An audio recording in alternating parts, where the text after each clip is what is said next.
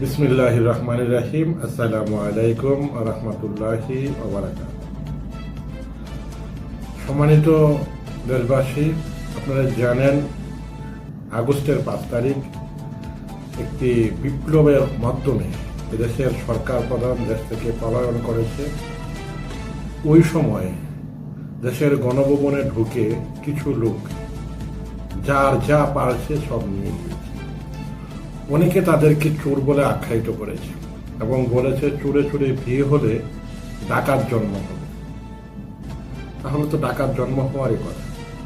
কিন্তু প্রশ্ন হলো, ওই দিন যারা গণভবন থেকে ল্যাব, তুষু, খেতা, বালিশ, হাঁস, মুরগি, ছাগল, মাছ, ডিম এবং আরো অন্যান্য কিছু যারা নিয়ে এসেছে, তারা কি আসলে চুরি করেছে? সেটা কি চুরির কায়দা, এটা কি চুরির মাধ্যমে পড়ে কিনা, সেই বিষয়টা আমাদের একে জানতে হবে।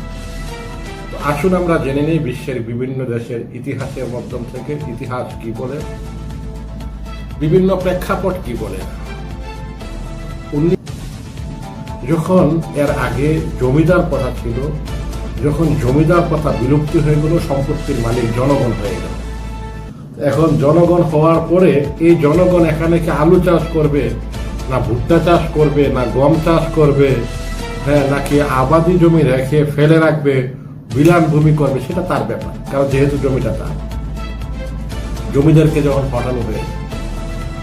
তদ্রুপ এই 5 আগস্টের ঘটনাটা, এটা দীর্ঘ 16 বছরের একটি গ্লানি ছিল। গুম, খুন, হত্যা, রাহাজারি, জেল, জরিমানা সহ এমন কোনো বিষয় নেই যে তারা এদেশের মানুষের উপর নির্যাতন করেনি আওয়ামী ফ্যাসিস্ট সরকার। এই সরকার এমন কোনো কাজ নেই এদেশের মানুষের বিরুদ্ধে করেনি। তো দীর্ঘ 16 বছরের তাদের লাঞ্ছনা, বঞ্চনা, অপমাননা, অপদস্থ, নির্যাতন, নিপীড়ন সহ্য করে একটি সুসংগঠিত জাতি পুরো শক্তি নিয়ে সেদিন 5 আগস্ট সেই গণভবনে, যেখান থেকে হত্যার নির্দেশ দেওয়া হয় কোর্টের মাধ্যমে, এখান থেকে নির্দেশের মাধ্যমে কোর্টায় বিচার বহির্ভূত আইনি প্রক্রিয়া দেখিয়ে তাদেরকে হত্যা করা হয়, সেই জায়গায় সেই দিন 5 আগস্ট মানুষ দখল করে। বিপ্লবী জনগণ বলেন, নিরীহ জনগণ বলেন, আমজনতা বলেন, ছাত্র জনতা বলেন, যে কোনো হোক, তারা সেই দিন সেই ক্ষোভের বহিঃপ্রকাশ হওয়ার কারণে সেই দিন এই ফ্যাসিস্ট, স্বৈরাচার, খুনি, জালিম সরকারের পতন হলো। তখন মানুষ সেই দিন সেখানে চলে গেল। যাওয়ার পরে সম্পত্তিটা সেই দিন ছিল 5 আগস্টের সকাল 10টা, 11টা, 12টা, 1টায় ওই খুনির আন্ডারে ছিল। সম্পত্তিটা খুনির ছিল। ওই সবগুলো ছিল কার? খুনির সরকারের। যখন এই সরকার বিলুপ্তি হলো, এই রাষ্ট্রীয় সম্পদগুলো দেশের মানুষের হয়ে গেছে। দেশের সম্পদ আমার, আমার সম্পদ আমি। হাঁস নিব, কেউ মুরগি নিবে, কেউ ডিম নিবে, কেউ মাছ নিবে, কেউ খেতা নিবে, বালিশ নিবে। তাদের ভিতরে দ্বন্দ্ব হয় না নেওয়া নিয়ে। তারা যে যেটা পছন্দ করেছে সেটাই নিয়েছে। এই নিয়ে কারোর চুলকানি থাকার কোনো কিছুই নেই।